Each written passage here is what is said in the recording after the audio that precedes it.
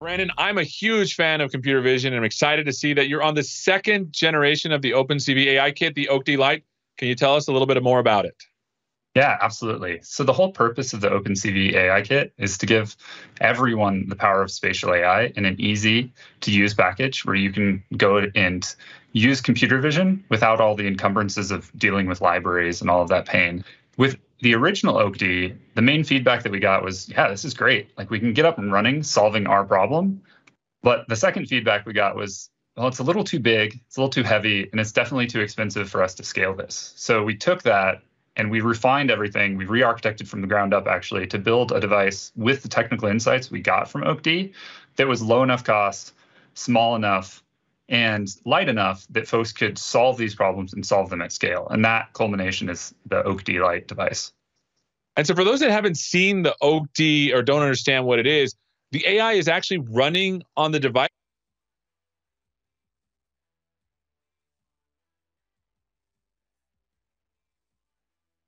Can you give us some insight there? Yeah, absolutely. So in solving real world problems, so problems that interact with the physical world, not just parsing some database on the cloud, you need depth perception in almost all cases. When you're interacting with the world, when it's a mobile platform, you need some form of intelligence to know what things are. And then often you need computer vision to tie all of this together. So what OAK-D Lite does is it gives you human-like depth perception. It's actually in some respects, more capable than human depth perception. It can run at 200 frames per second, or about 30.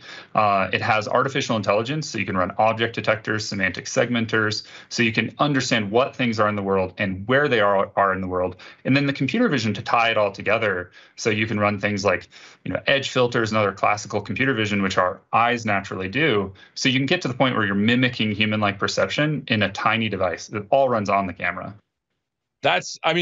Super impressive. I know you've partnered with OpenCV, Intel, and Microsoft in the past around spatial AI challenges, and you just wrapped up the 2021 challenge. I know this because I met the Cortic Tigers. Anything new in the works, my friend?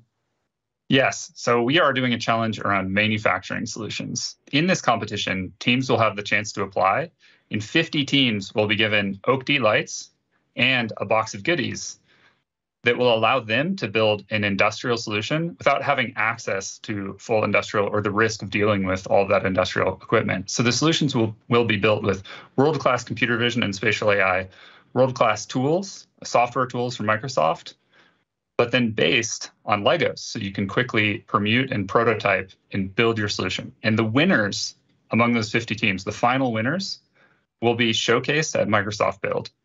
I'm super excited about that. I have my own, actually, myself, and I'm excited to see what the community builds. Thank you, Brandon. Thank you.